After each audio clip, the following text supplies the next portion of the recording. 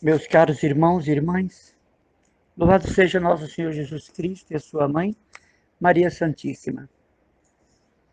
Quando eu estive na França, eu fui em Lourdes e eu fiquei hospedado no convento das Irmãs de Notre-Dame de la Croix e de la Rédemption, Nossa Senhora da Cruz e da Redenção. E talvez pelo fato de estar usando o hábito, né? Uma das irmãs se aproximou e perguntou se eu conseguia me comunicar com ela em francês. Eu tinha tido aulas de francês com as minhas irmãs do Carmelo Santa Terezinha, com a nossa Madre Maria da Paz, que já está na glória. Ela tinha me dado aulas necessárias para que eu lesse Santa Terezinha na fonte. Então, eu conseguia entender 80%. E eu perguntei para essa irmã, era um hábito muito interessante, elas portavam um crucifixo muito significativo à altura do peito. E eu perguntei a essa irmã qual era o carisma da congregação. Havia o Santíssimo exposto dia e noite lá, não é? Para os peregrinos que estavam em Lourdes. Mas aí sempre tinha duas irmãs, elas adoravam Jesus juntas e com um véu muito longo, como se fosse um véu de noiva mesmo. E depois que elas terminavam essa adoração, esse véu ia para a próxima irmã que vinha ficar, não é? No conúbio da adoração daquela hora. E ela me disse: nós somos intercessoras pelos insalváveis. E aquela palavra me chamou tanta atenção, eu disse: por gentileza, Marcé, o que são almas insalváveis? Ela baixou a cabeça e disse: meu irmão, almas insalváveis são seres humanos que rejeitam conscientemente a misericórdia de Deus e o seu amor. São pessoas que conscientemente desacreditam em Deus, em sua graça e, portanto, em seu mistério. E por isso mesmo não aceitam os sacramentos, não aceitam a igreja. Então, a nossa fundadora chamava de almas insalváveis. Mas insalváveis no sentido de que Jesus queria salvá-las a todo custo. Então, fundou esse instituto e o carisma delas era dia e noite diante do Santíssimo pedir pelas almas insalváveis. Vejam bem, irmãos, pessoas que voluntariamente rejeitam a misericórdia de Deus. Pessoas que não querem acordo com Jesus Cristo e sua palavra, seu evangelho. Pessoas que desprezam conscientemente a Deus. Você consegue imaginar isso? Alguém que conscientemente despreza Deus? Falar que uma pessoa seja ateia, porque assim a família sempre foi, seja ateia porque nos tempos da juventude fez opção por isso. Quando eu fazia faculdade, era muito chique você ser ateu, não é? Você crescia no conceito dos professores, do diretório acadêmico, né? Então, quando eu fazia faculdade, era muito chique você ser ateu. Imagina você. Então, essa irmã me explicou que a madre fundadora desse instituto, das Irmãs de Notre-Dame de la Croix e de la Rédemption, Nossa Senhora da Cruz e da Redenção, elas tinham por finalidade salvar os insalváveis, por meio de sacrifícios, renúncias, orações, né? Eu voltei da França vivamente impressionado. E hoje até agora eu mantenho contato epistolar, né, por cartas com elas. E eu fiquei com isso na minha cabeça, as almas insalváveis. Pessoas que não querem decididamente Deus, que rejeitam decididamente a graça, que rejeitam conscientemente a misericórdia do Senhor, que não querem acordo com a sua misericórdia. Quando eu era mais jovem, eu achava que isso era uma coisa impossível, porque na delicadeza dos meus pensamentos de pré-adolescente, todos os homens queriam Deus, Todas as mulheres queriam Deus, a humanidade inteira estava voltada para o alto. A gente não fala na missa, né? Corações ao alto, o nosso coração está em Deus. Mas depois na vida consagrada, na pastoral, no envolvimento pastoral, eu fui vendo resistência. Por exemplo, eu fui 22 anos professor de religião em vários colégios aqui de Fortaleza, inclusive de religiosas. Eu fui quase 25 anos monitor de crisma. Eu fui quase 10 anos coordenador de pastoral de juventude. E eu encontrava moças e rapazes que estavam ali para se reunir em grupo por amizades, por afetos, namoro. Mas eu notava em alguns jovens que não aderiam a Deus, para os quais a missa era um ritual cansativo, enfadonho, obrigatório, mutilador da própria vontade, que os cânticos de louvor a Deus eram alienações. E tanto quanto possível fiz por onde chegar a Deus, não é? Com esses jovens. Mas quando eu voltava a pensar, né, depois que eu estive na França, nas almas insalváveis, eu comecei a pensar nas esposas que já fizeram de tudo para que seus maridos se convertam e vice-versa. Eu penso nas mães que fazem tudo para que seus filhos se convertam e vice-versa. Tem filhos que são verdadeiros apóstolos dos pais. Que diga o nosso próximo bem-aventurado Carlo Acuti. Eu penso nas pessoas que têm parentes que o domingo é o dia do lazer, do churrasco, da cerveja, do pagode, do samba de roda, do forró, mas não da missa. E essas pessoas sofrem muito porque vão para a Eucaristia sozinhas. Lá representam a família, mas voltam com o coração chagado. Eu queria perguntar a você nessa tarde, quais as pessoas insalváveis que você conhece? Acabei de dizer, insalváveis, pessoas que rejeitam voluntariamente a Deus.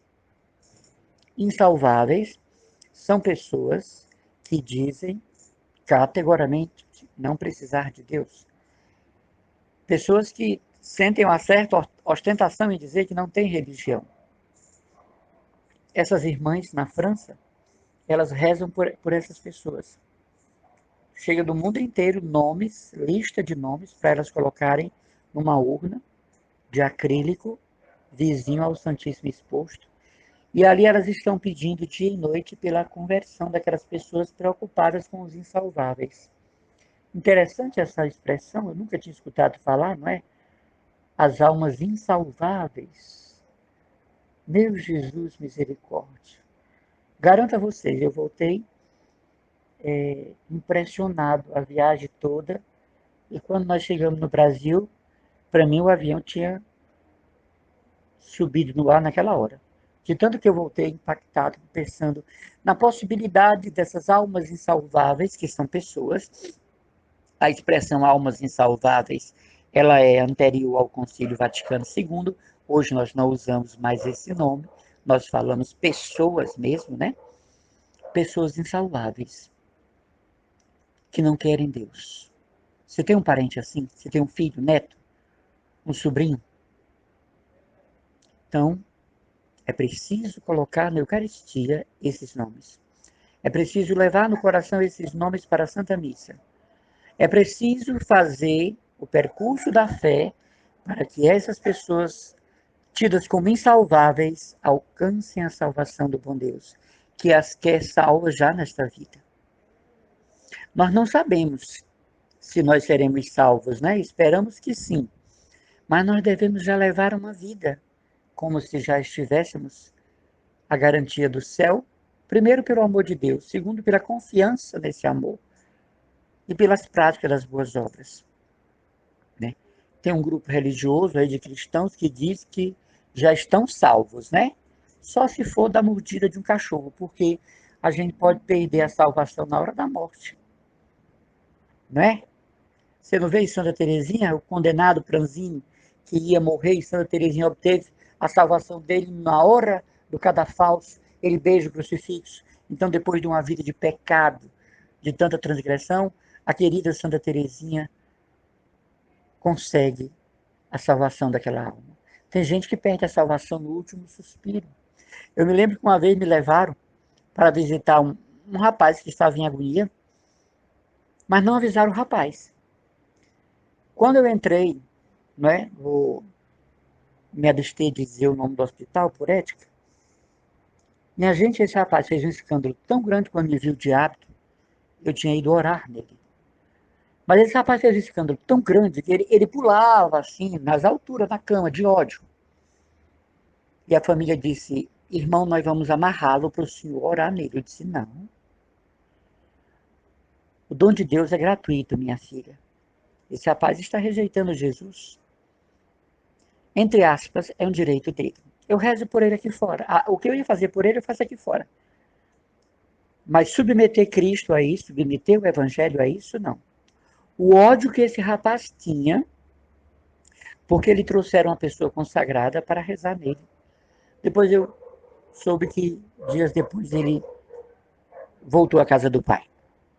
Mas não aceitou a oração. Eu rezei por ele lá fora, né? Você sabe que com Deus é online, não tem isso. Tanto faz diante do defunto, como se diz, do enfermo, como do agonizante, a oração tem valor infinito e vai até lá e resolve e faz. E eu quero falar para você hoje que essas almas insalváveis, elas dependem da nossa caridade, da nossa oração. Essas almas insalváveis, elas dependem do nosso amor, da nossa paciência e cordialidade espiritual. Eu e você, que conhecemos alguém difícil, e às vezes nós conhecemos tanta gente difícil que ainda sobra 15, é preciso que a gente saiba que essas pessoas são almas insalváveis, mas que o Senhor tem recursos inesgotáveis de graça. Eu tinha um diretor espiritual, o padre Manuel Lacerda, ele já está na casa do pai, era um grande diretor espiritual, sacerdote diocesano, anteriormente tinha sido frade capuchinho, mas depois passou para o clero diocesano e morava com a ajuda de uma cuidadora em casa. Era psiquiatra, grande estudioso. Foi ele que me apresentou o grande escritor João Moano, o padre João Moano, que me ajudou muito na minha direção espiritual também, lá do Maranhão. E um dia o padre Manuel Lacerda olhou para mim e disse, irmão, você sabia que há uma possibilidade imensa do inferno estar vazio? Eu disse, como assim, padre? Há uma possibilidade imensa do inferno estar vazio, por causa do amor e da paciência de Deus. Nossa Senhora, aquilo me valeu por 50 retiros, por 20 quaresmas. E ele foi destrinchando o pensamento dele, que inclusive era o pensamento do padre João Mohammed. Há uma possibilidade do inferno estar vazio. Isso não significa desconto de pecado, não significa agora uma nota de euforia. E agora vamos pintar o 7, o 14 e o 21. O irmão disse que o padre disse que o inferno pode... Não, o padre não afirmou porque ele estaria indo contra a doutrina da Santa Igreja. Mas aquele desejo que ele tinha de ver as pessoas restauradas e reconstituídas em Cristo, ele disse, há uma possibilidade imensa do inferno estar vazio por causa do amor e da paciência de Deus. Por isso não devemos desesperar da nossa salvação. Né? Eu tenho muita esperança de ir para o céu. Tenho. Só tenho medo porque diz que a porta é estreita e eu não sei se eu estou em condições de passar. Mas se eu for para o purgatório, que assim seja, né? No entanto, se eu for para o inferno, vai ser um negócio fora do comum. Porque o que eu vou louvar Nossa Senhora no inferno, você não tem ideia. Eu vou chamar assim uns 300 cão para rezar o texto e o ofício imaculado. Com 2 dias ele me bota para o purgatório. Chega lá, eu vou dizer, Satanás, me empreste aí 5 cão, melhor que você tiver para a gente rezar o texto. Estou brincando com vocês para suavizar essa ideia de inferno, né? O inferno não é um lugar, não tem fogo, não tem tridente, não tem Satanás com rabo. É a mais completa infelicidade. o mais completo e eterno vazio, a inexistência de qualquer suave emoção. O inferno é um estado de alma. Assim como o purgatório não tem fogo, né? A gente vê nos santinhos, Nossa Senhora do Carmo descendo, um incêndio horrível, as almas se queimando. Não. Ali é para dizer que elas ardem de desejo de estar com Deus. Ardem de desejo pela salvação eterna. E esta semana eu aprendi uma devoção e eu quero dividir com vocês. Eu estava visitando uma congregação de religiosas, amigas minhas, e a irmã disse: "O irmão Emanuel, porque eu estou me recuperando, né, da minha doença. Quando você quiser uma graça, uma irmã já idosa, não é? Segurando um bastão. Quando você quiser uma graça, você peça pela intercessão das almas do purgatório que já estão salvas." Como é, irmã? Sim, pelas almas do purgatório que já estão salvas. Também voltei impressionado. Nunca tinha pensado nisso.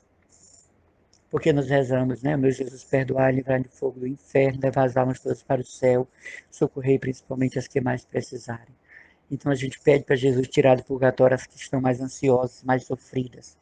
E essa santa freirinha me disse: quando você precisar de uma grande graça, você peça pela intercessão das almas do purgatório que já estão salvas.